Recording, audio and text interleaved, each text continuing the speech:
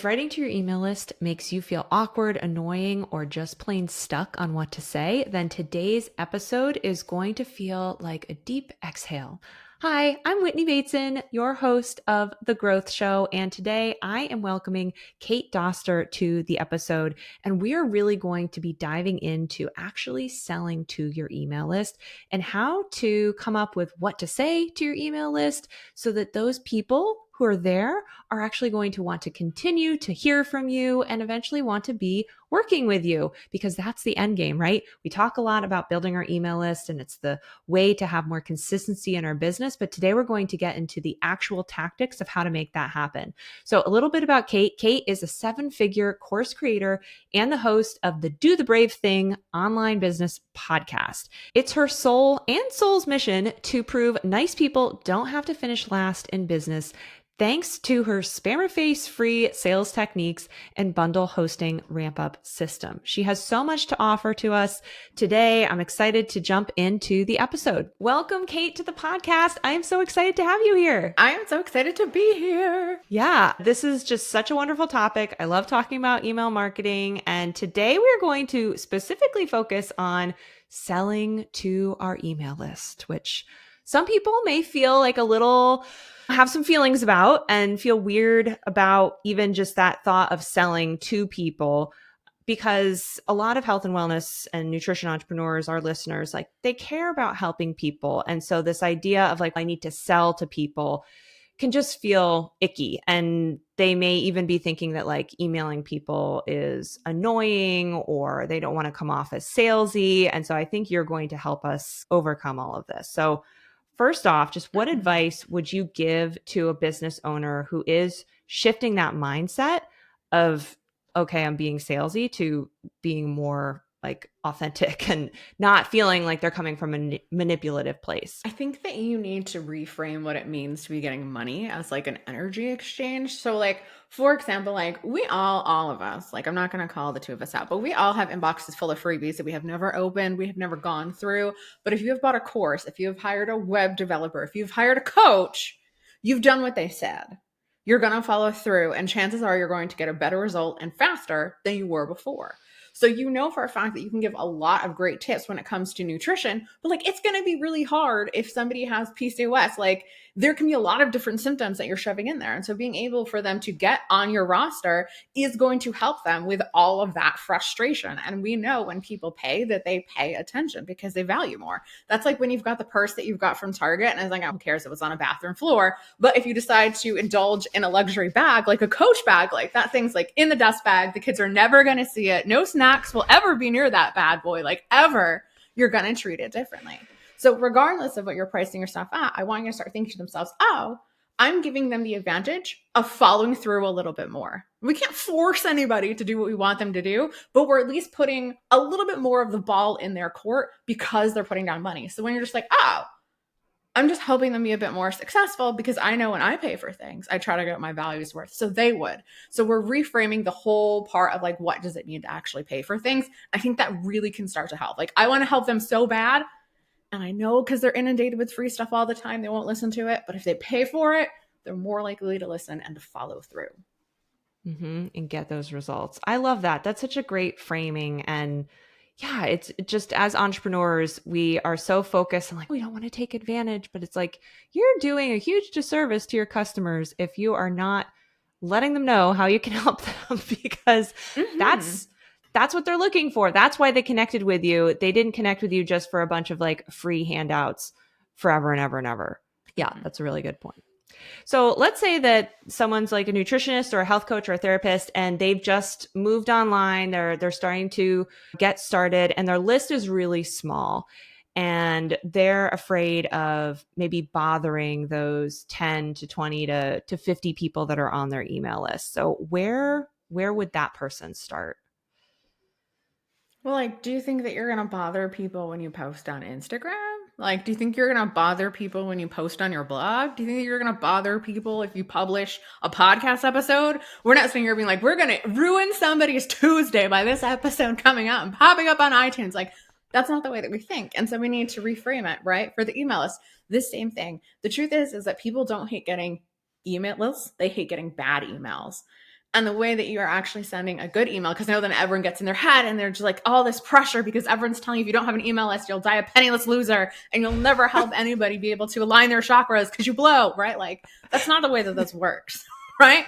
All that you need in order to send a good email is you want to make sure, and I know that you've talked about this, right? You want to make sure that you have either a lead magnet or a freebie that actually leads to the offer that you talk about, right? Like I'm not going to talk about like the 10 best places to get sushi and then try to sell them a course on makeup. That makes no sense, right? But if it's like how to regulate your nervous system with 3 words or less, and then your whole practice is about regulating your nervous system and an interesting take on it or a little bit different, people are going to be like, oh, like I'm into this person.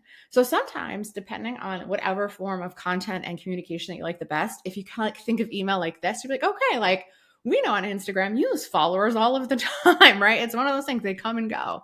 But because there's so much outside pressure on this email list has to be everything, once you let that go and you're like, I'm going to be the bright spot of like 20 people's day. And the only way you get better at emails and sales emails is by doing it. And wouldn't you rather practice in front of 20 people than in front of 5,000 people when you think of them in an arena? But I know it can be hard when you're like, but I worked so hard for those 20 people and then 2 people left and they hate me. Y'all, people give up on their goals. Like how many times have people fallen off their health and fitness goals? How many people have fallen off the wagon of trying to heal their inner child? People lose interest. So it can have nothing to do with you. It's just that they're like, you know what? I did care about getting in a lot of protein from vegan sources, but I don't care anymore. McDonald's for me. Woo! That's probably why they're unsubscribing. It's not usually you. It's that they're overdoing whatever you help people do it. So we don't want them anyways, because being on your list is a privilege, and you want people that are almost as excited about the things that you help people with as you are. I love that. And so what you're saying too is that it really starts at the beginning of when they're getting onto your list. Getting the right people, not just putting something out there to get people on your list that has nothing to do with what you offer. Because when it's more aligned with what you do and what you offer, there's a higher chance that those people want to keep hearing from you and are eventually going to be customers, which is what we want anyway. But even that idea of like, am I bothering people and are people going to unsubscribe? It's like, if they came for the right reasons, then no, they want to keep hearing from you. Right. And I don't want you to be like, oh, let me aim to like tell my list that they're stupid morons all the time, especially if your outward exterior is that you're nice and gentle, right? You're not a hardcore coach, because an unsubscribe just meant that you sent an email, which means you won because you took an action. Because of course people aren't going to unsubscribe from your newsletter. If they never get a newsletter, they don't know they're still on there. Oh, that's so true. Yeah. I see my unsubscribes go up when I send emails. Right. Now, industry standard is supposed to be at 1%. When you're in that you've got 20 people camp, obviously the numbers don't numbers. The proportions are going to be completely off. But it's just like, oh, now I've got 15 people that are really into this. And I'm going to go find 15 more people that are really into this. Yeah. We all started with a list of 0 when we were getting started, and you grow it over time. And yeah, we'll just keep digging into like how to then move forward, even if it is those 15 people, right? So what's the thing then, if we are talking about, okay, moving those subscribers, it's great that we're sending them valuable information. They're getting value from it. That's great. But what's the one thing that people may not think about when it comes to selling from their email list? I think sometimes that they forget that you can sell in a variety of ways. I think we're all slightly traumatized by like that person at the mall that like randomly grabbed your hand and like polished up one of your nails and then is like trying to like get you to buy this nail polishing kit. Like I feel like we all have those internalized like, I will never sell like that. So we think the only way we can do it is be like the sham wow guy yelling at people like, oh, there's a discount. If you don't hop on this, you don't care about your health. Why aren't you buying this? You're an idiot face, right? Not that you would say that idiot face, but one of the lines that I learned very early on, because I was a copywriter, so I got paid to write words and make people take action, was you don't hear anyone screaming an Lexus ad. It's only a used car salesman. So you do not need to scream when your product, you're screaming when it's bad, right? But I know for a fact Mm-hmm. your stuff isn't bad because I know that you guys care about your people. I know that you're going to go to the ends of the earth to make sure that Yeah. you can get them the best results possible while still allowing them to have their own self agency. So it's like, oh, even if you consider yourself like myself, I consider it very approachable, very ADHD. I use a lot of like, I interrupt myself when I talk, a lot of parentheses, all of that. But like my vibe, right, is still, I'm not using exclamation points. I'm not like, oh, like this discount's going away in like 2 minutes. People will hate that email if you send it like, oh, it's going away in an hour. Oh, it's going away in 30 minutes. Oh, it's going away here. But when you can talk about your offer in different ways, and a lot of people will talk about selling with stories, but then everyone thinks like, oh, it has to be like War and Peace style. It's got to be Romeo and Juliet, like beginning, middle, ends. Like if I'm not like the Avengers Endgame, then like I can't send this email. No, it's just like, Yeah. what did you do yesterday? What did you do Mm-hmm. with a client? Right. And I think sometimes we fail, and this is a little bit more in the business to business space, but I think even with everyone, we always think we have to flout these huge results, right? To say like you're in health Yeah. and wellness and you help people balance their hormones. We all know we want them to balance their hormones, but depending on your demographic, they might want to see the scale go down a little bit too, right? So it's like you don't have to talk with the person that completely transformed their life, right? Sometimes it's just about those 5 pounds and they kept it off and why Mm-hmm. you celebrate that fact.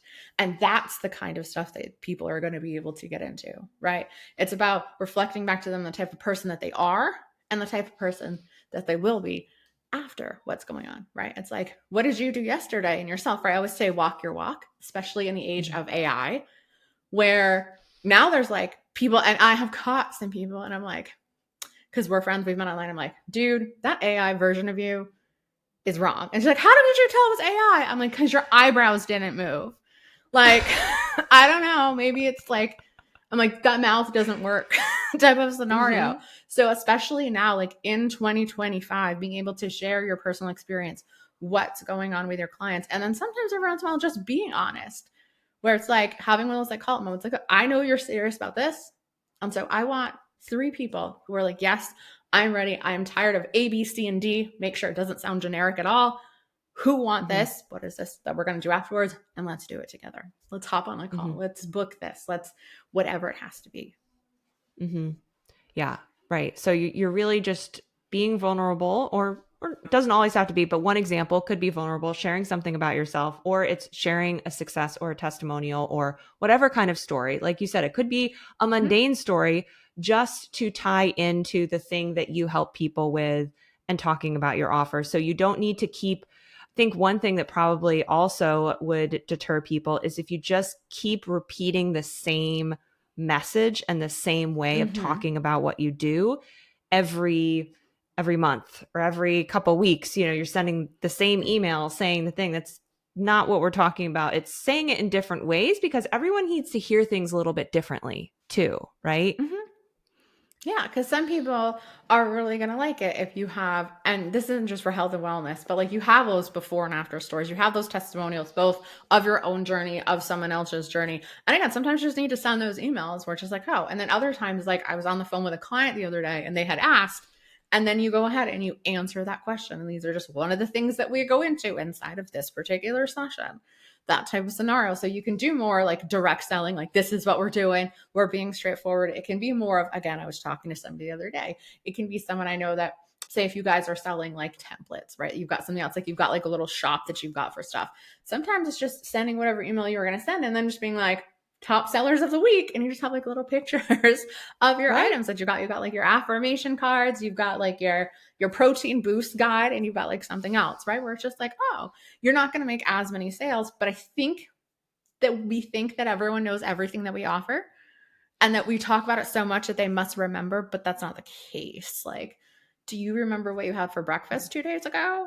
If you're Kate, maybe my nutritionist too, because we eat the same thing. We're eating egg whites with one egg, and then we're Yeah, I having eat the oats same and thing berries, every right? day, Like, but I'm yeah. aware, but like lunch or dinner sometimes will vary, right? So it's just like, Mm-hmm. oh.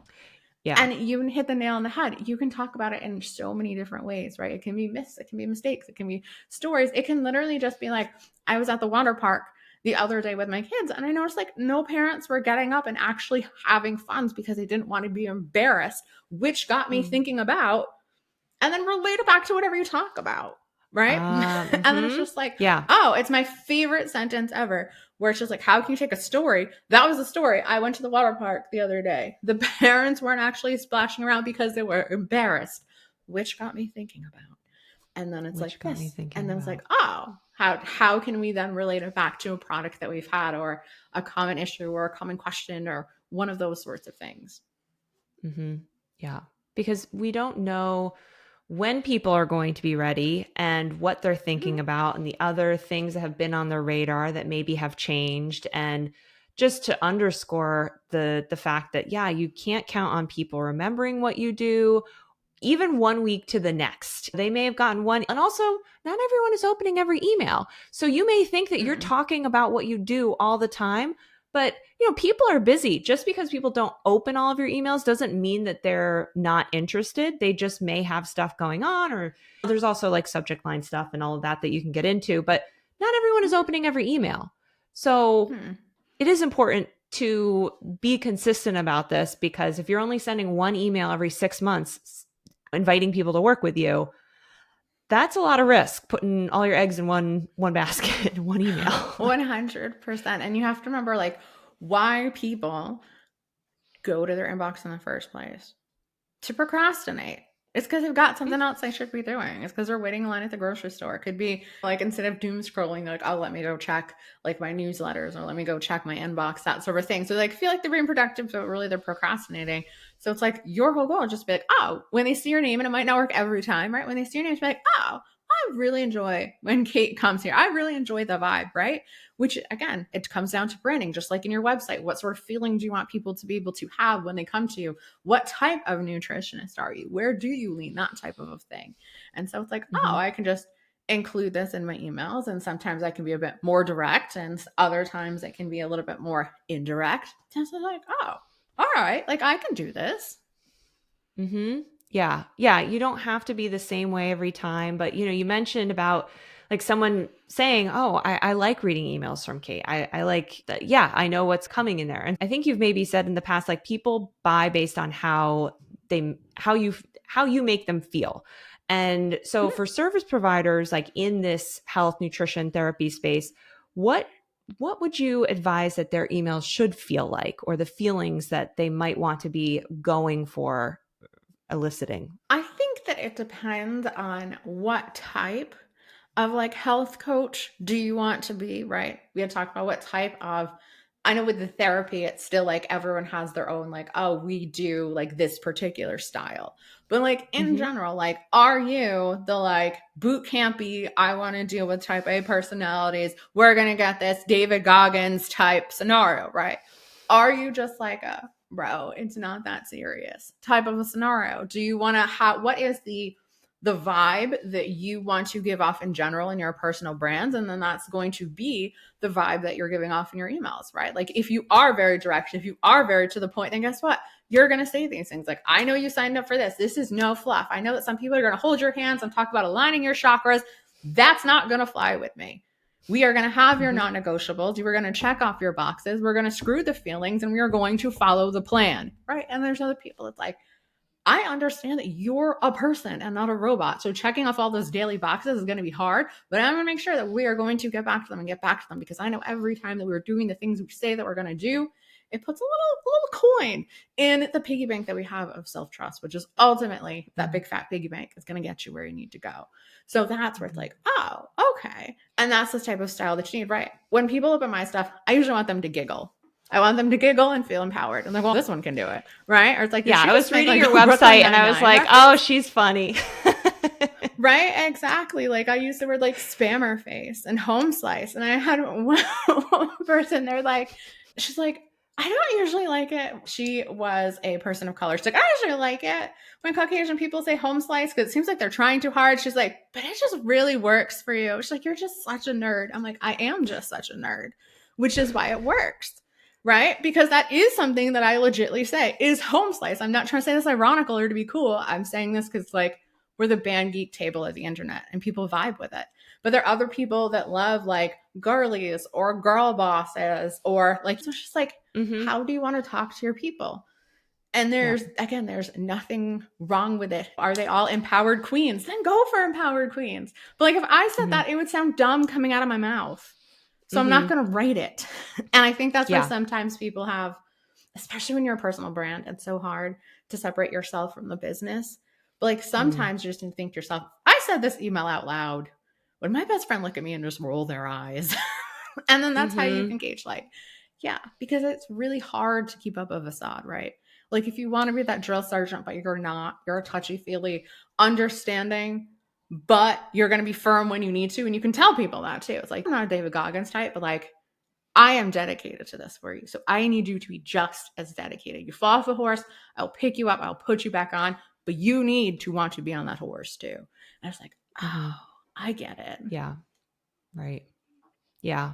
Yeah. So, and we talk about the brand voice and what's your kind of vibe when we talk about the Mm-hmm. website copy and even just coming up with your visual branding. And so this is just such an important point that you need to also be thinking about that when you're writing all of these emails, because it continues to just be an extension of you. And the more consistent you can be, just going back to what you said, like I would love it if I had readers of my emails who are just like, "Oh, another email from Whitney. I'm so excited to get that because I always love reading her emails." And you want to just keep pushing that out there, and the more that they love hearing from you and are relying on that, the more they're wanting to read what you have to say and building that know, like, and trust factor to actually say, okay, now is the right time to work together. But if you're all over the place or you don't know what your brand voice is and how you want to show up for your customers or how your customers really need you to show up for them, then it's time to just do some inner work and figure that out and then Yeah. keep it in mind. It's one of these things we're both from Connecticut, so we're beachy people, right? You can't learn to swim by reading a book or watching a YouTube video. You have to get in the water. And that's the same thing with learning how to sell to your email list. You're gonna flounder around. That first time, you might be so up in your head, it might take you 2 hours, 3 hours, 4 hours, and nobody might end up buying. But guess what? Instead of taking you 3 hours, next time it might only take you 2.5. Because now you're not as nervous because you've ripped off the band-aid. Same thing with like learning that brand voice and how to come out. What ends up happening a lot is there'll be people that you follow and you might sound like them a little bit at the beginning. Ira Glass, I think, talks about this a lot. And it's like, but eventually you're going to start getting a little bit more comfortable with how you speak, right? And I also think Mhm. that it is about your audience, right? Like if I was targeting like C-level sweet people, or I wanted people that like target like that very type A, very serious, all that type of personality, I wouldn't speak the way I want to. But like I want to talk to other cool people, and cool people think that spammer face is hilarious. So they're gonna hang out. So like my copy is like, and I want you guys all to embody this, but not think like, oh, I'm being stuck up. Like it's a privilege to be in your space. It's a privilege to be in your energy. It's a privilege for people to be able to get to pay you and to have somebody who's as dedicated as you are to be able to help them out. And so it's like, oh, all right. So I want to make sure that my emails is not like ostracizing anyone by like talking about like certain things, right? That it's like, it is weeding out those not you people.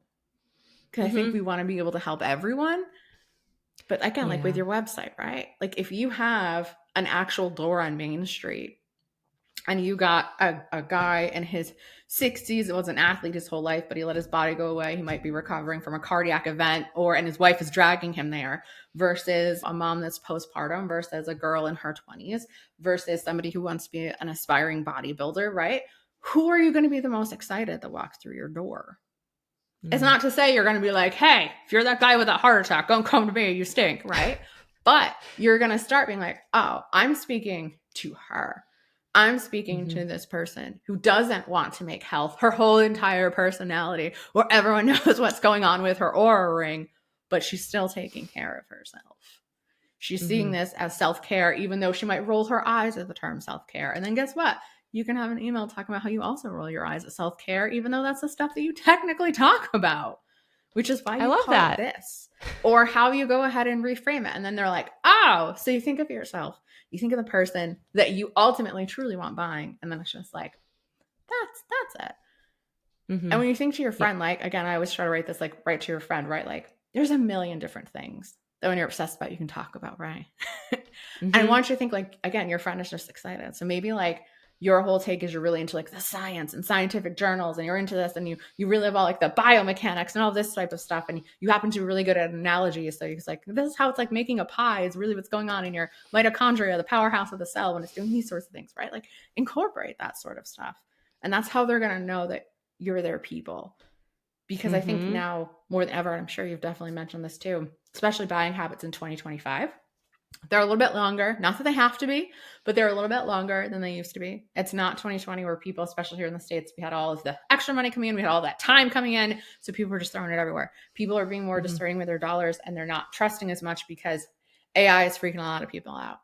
So the more that Mm-hmm. you can show that you're a person, I think can Yeah. really help. Like you can literally turn the fact that again, you're a nutritionist, right? Like you should know better, right? Mm. And you can talk about how like last weekend you're just at a party and you just let it go, Mm-hmm. right? Yeah. Those types of Yeah. scenarios, because then they can relate to it and it's like, oh, like she gets it. Mm-hmm. Mm-hmm. Yeah. She gets it. I love everything you said. Yeah. It's so true. And yeah, the even just understanding how long sometimes things take for people to warm up and want to buy and all of that. But that's the whole point of the email list is you're just continuing to send content to people, and it's intended to be this pool of people that you are helping move along and make that decision, but it may take people on your list a little bit longer than it used to. It doesn't mean that it's not working or there's something wrong with you. And thank you for calling out that it's like, yeah, it's everyone's going through it. So, Right. it doesn't mean that there's something wrong. It's just continuing to keep up with it. Mm-hmm. Yeah. The one like shortcut hack that I have for sales that I don't want to say works every time because we like to speak in guarantees, but something that is going to collapse that conversion time window is specificity. Again, because this is even before ChatGPT was writing a lot of people's stuff. But even then, generic bullcrap, like live your best life, people tune that out because it's generic bullcrap. When you Mm-hmm. can, and this is one of the things as copywriters, one of the things that I teach my students, and everyone hates because people don't like to go back and look at their work. You can do this. I'm going to hold your hand. You can go ahead and do this. Write out the stuff that's just generic. Like, we're going to get you posting consistently, right? Okay, what does that actually look like? We'll have you open up the laptop on a Monday morning. You're going to know exactly what you were doing. It's going to take this much time and it's there, right?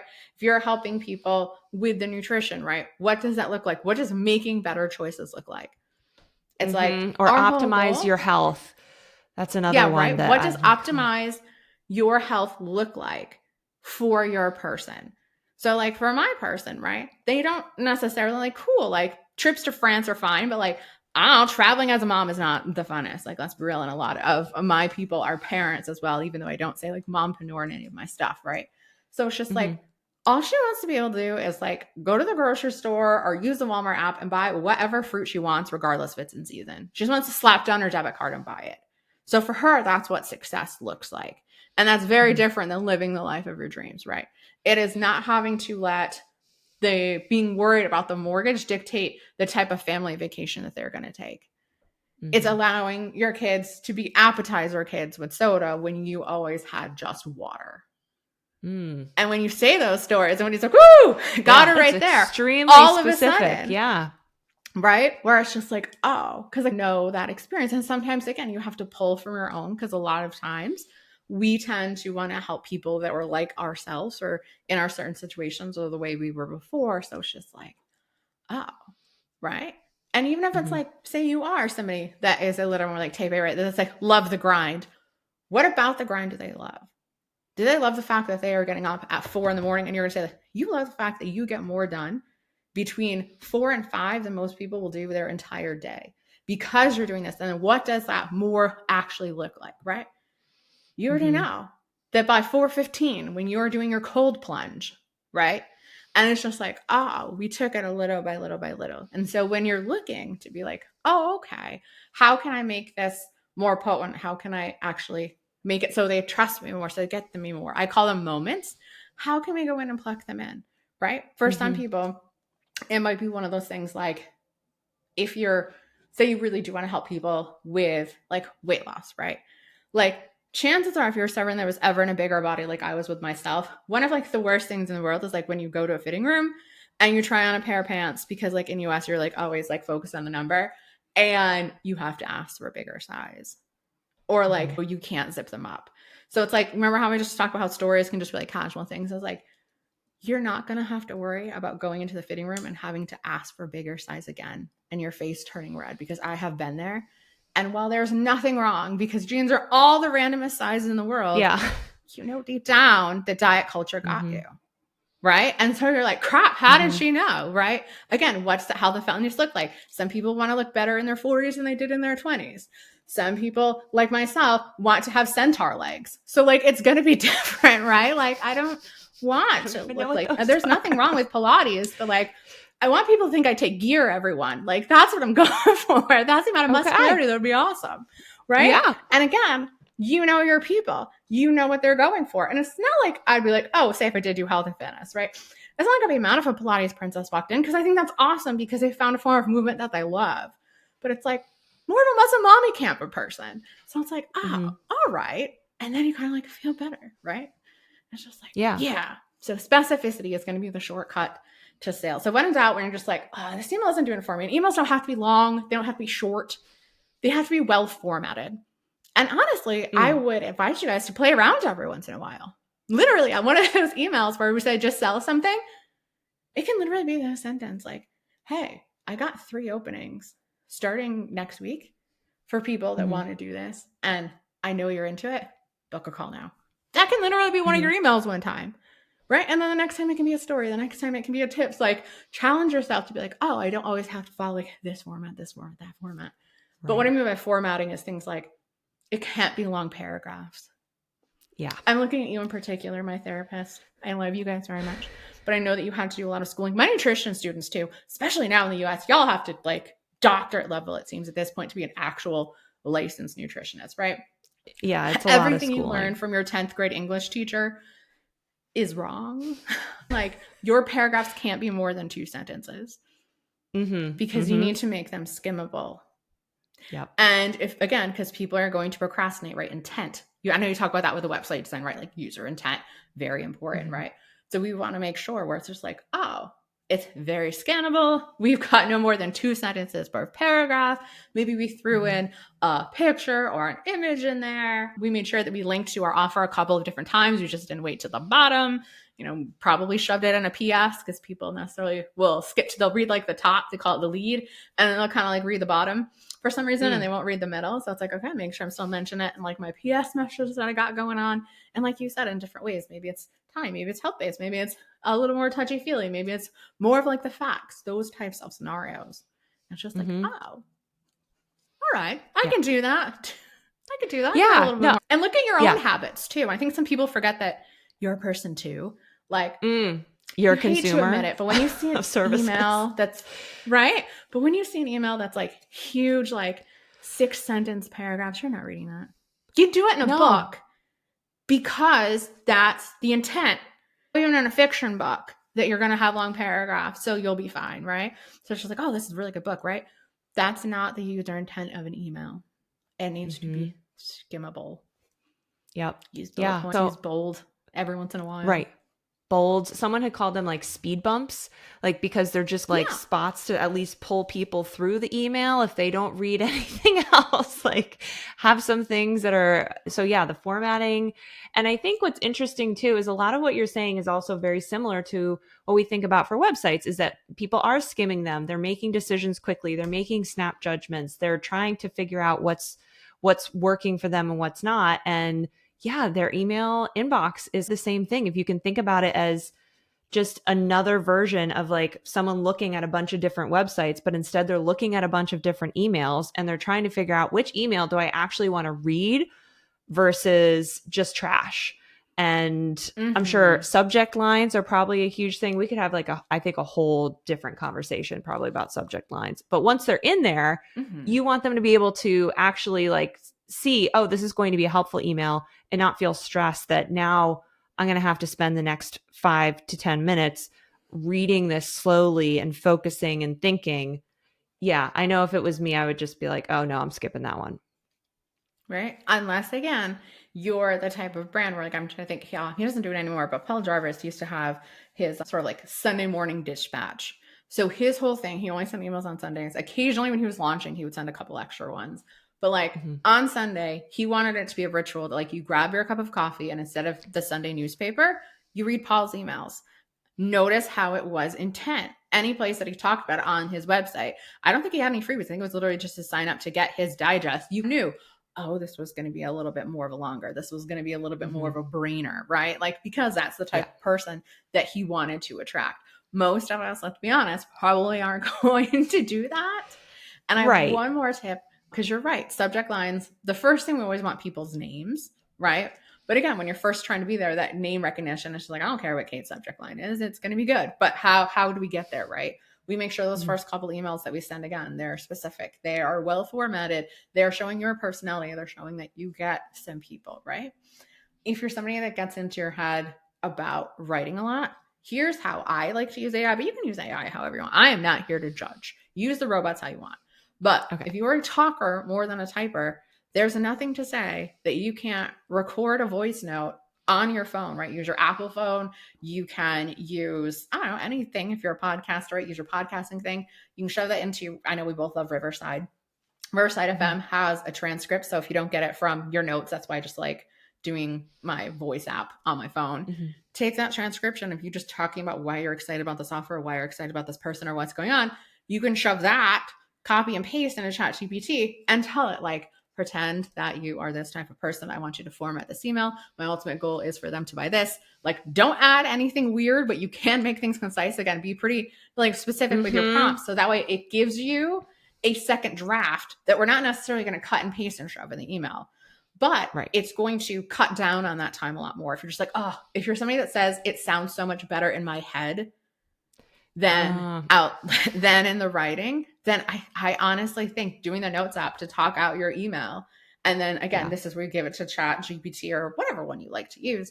And you ask it to like format it and put it more in an email thing. And again, though, you don't have to spend the time to put it into your 2-sentence paragraphs, all of that. Maybe it's just like a couple. It's like, oh, this is how I can get it done a lot faster. And realizing that one email is not going to make or break your business. I know that we're wrapping it up right with a sales email. I think that we put so much pressure on this email has to work. It has to land me a one-on-one client. And that's just not fair to anything in your business, right? You're going to have so much pressure. You're going to have that vibe going into there that it might not be your best, right? That people might see a little bit of desperation. So it's just like, oh, this is adding to the pile of reasons why people are going to hire me. And again, we're human. We're all going to be sad if we don't get a client when we send a direct sales email. But it's like, okay, we've got one stacked in there. We have more awareness that we are built. We're going to try again next time. Yep. Yeah. It's all of us are in the same boat of just trying to make it work. And I think, like you mentioned earlier, it's just repetition and practice. And that's how we're going to get better. The best baseball player did not get there by just literally stepping up to the plate one day and hitting a home run. It's practice and repetition. And so one thing though that I do want to ask you, like very tactically, so if someone is in a position where they're like, okay, this sounds great. I haven't really been doing a lot of selling to my list, or maybe what I've done in the past hasn't worked so well. And maybe they have like, it doesn't really matter if they have a small list or not, but they're looking to make some money and get some clients. How would you advise them to use email? Like, what would you say? Like, send 3 emails or do this. Like, how would they use email to maybe raise some money, basically? I love that. So I think that it depends on what sort of season in your business that you're in. I wouldn't say, I know there's a lot of people like email every single day. If this isn't a habit that you have or a habit that you're outwardly telling people that you do in your newsletters, and that's when people are going to be like, why does your name keep popping up so much, right? Like, oh, that's annoying. But it's like, in general, bare minimum, like once a week you should be emailing. But I honestly think that twice a week would be great. And even if that, second email a week, maybe you're a little bit more high level, it's like, oh, this is only people that have signed up for this particular freebie, or it's only people that have clicked on the link. So I know that they're like right there. So we're just going to send them a little something extra that we don't necessarily need to send to the whole list, but it's just like, oh, like they're really interested. We're looking at that. So I would say 1 to 2 times a week is great.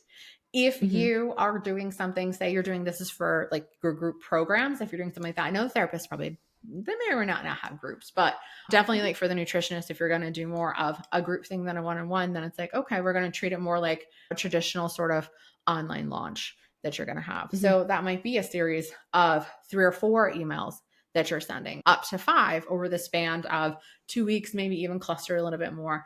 Every email service provider now, just search yours, you can find something called a link trigger or a click trigger. Those are the 2 terms Mm-hmm. that you just need to Google with it, where they can click on a link and it can say like, no, I'm not interested in hearing about this group program. So now you don't have to Mm-hmm. worry about it. It's like, okay.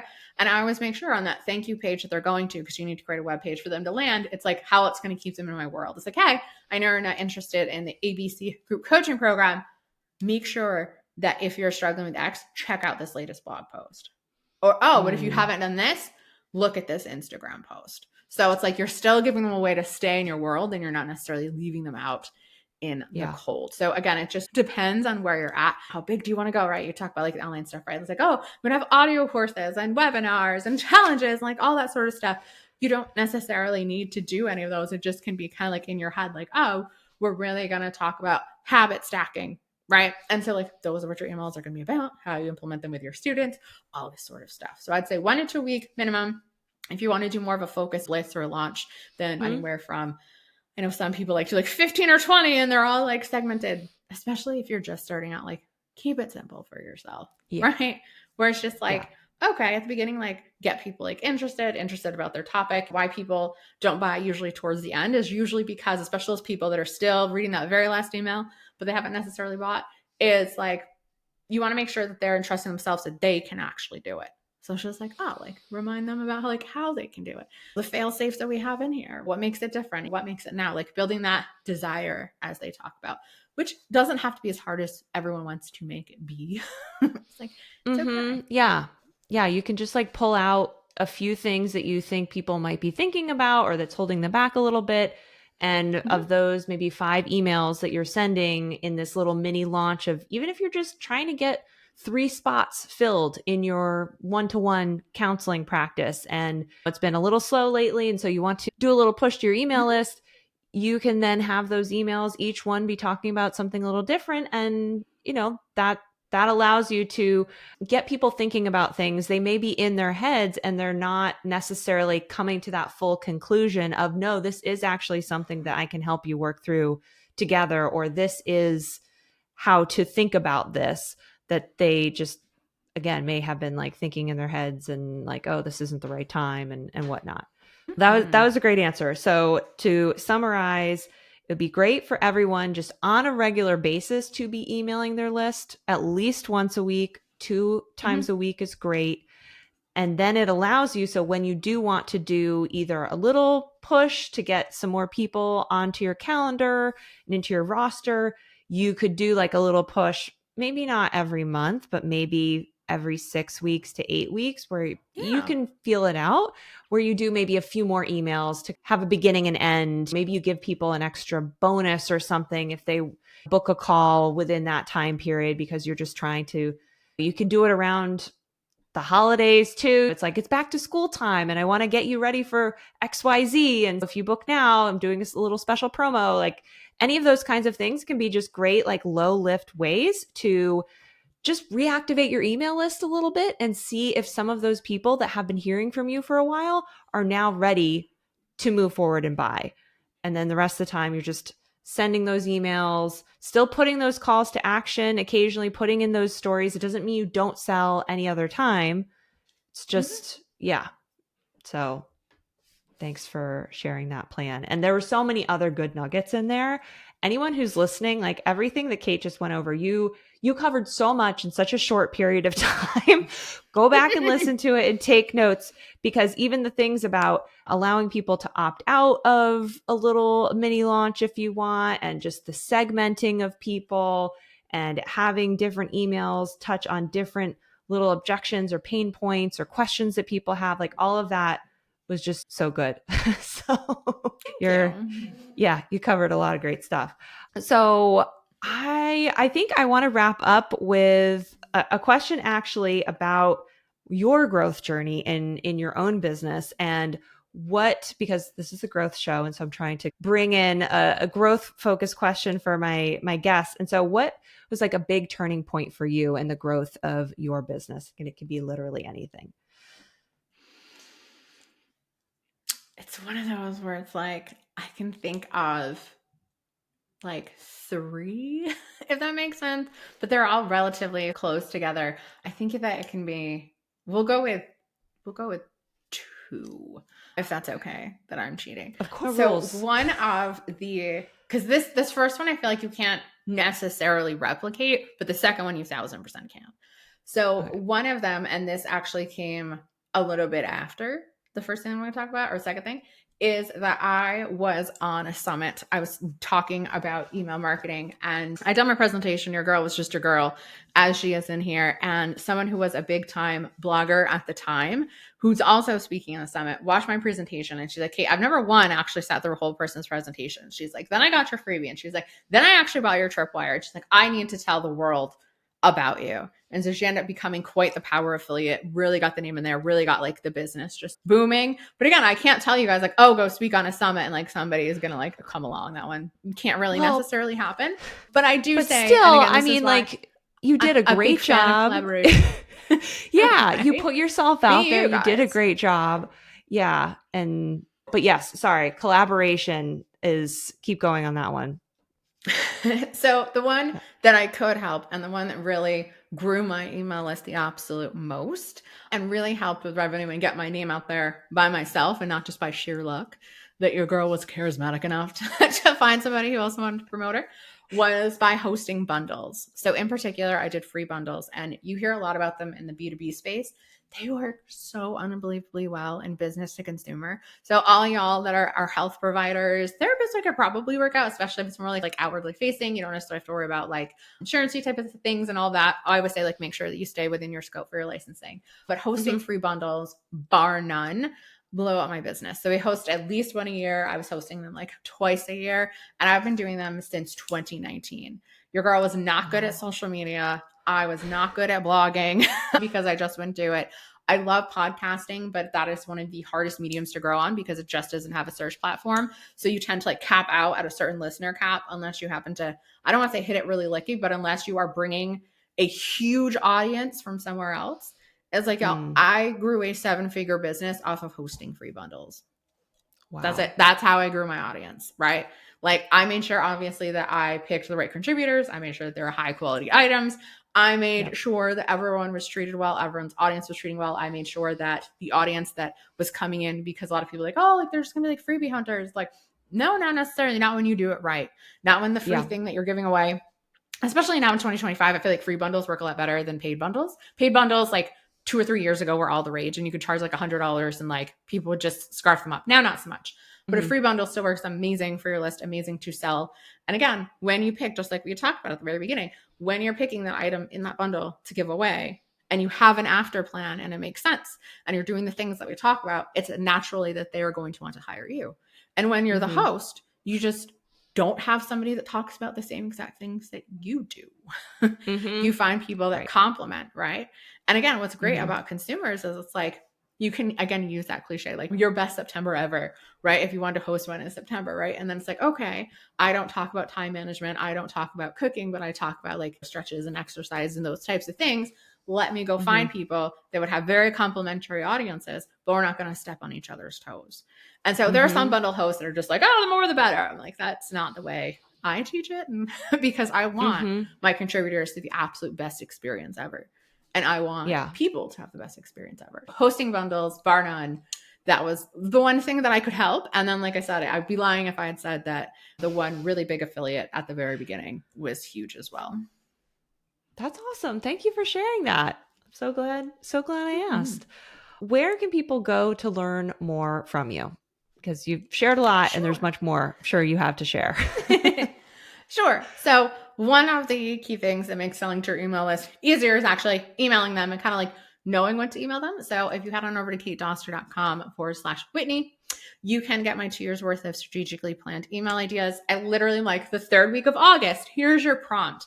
And just by giving your brain those guardrails, all of a sudden it's like, oh, I could talk about this. Oh, I could do this.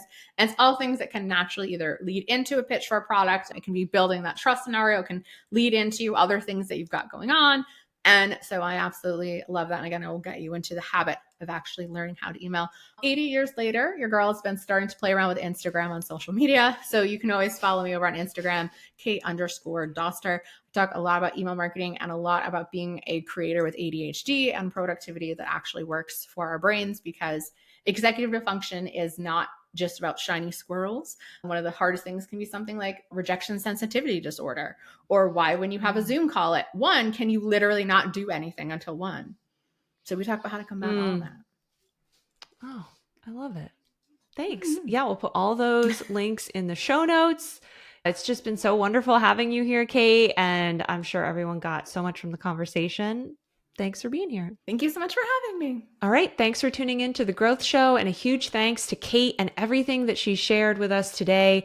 I really loved how specific she was about so many different examples of how to really be speaking to your customers a lot more and getting them to build that trust with you over email. I love it. And especially then how to gently, authentically move people from just being a subscriber to being a client. So you can learn more about Kate. You can learn from Kate by going to the links in the show notes.